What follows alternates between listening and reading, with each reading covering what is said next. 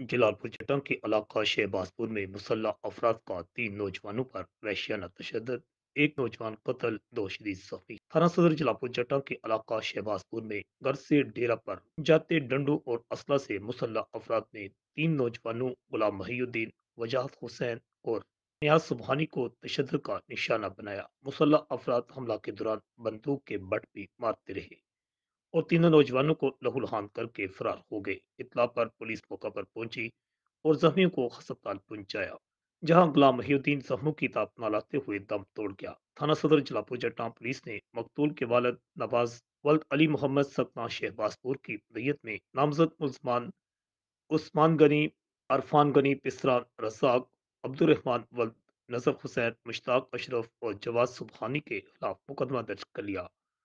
मकतूल गुलाम महिउद्दीन की नाश पोस्टमार्टम के बाद उर्सा के हवाले कर दी गई, जिसे अबाई इलाका के कब्रस्तान में सुपुर्द खाक कर दिया गया है। पुलिस ने मुलजमान की गिरफ्तारी के लिए छापे मारना शुरू कर दिए। रिपोर्ट आकाश न्याजी, हिजाज न्यूज, गुजरात।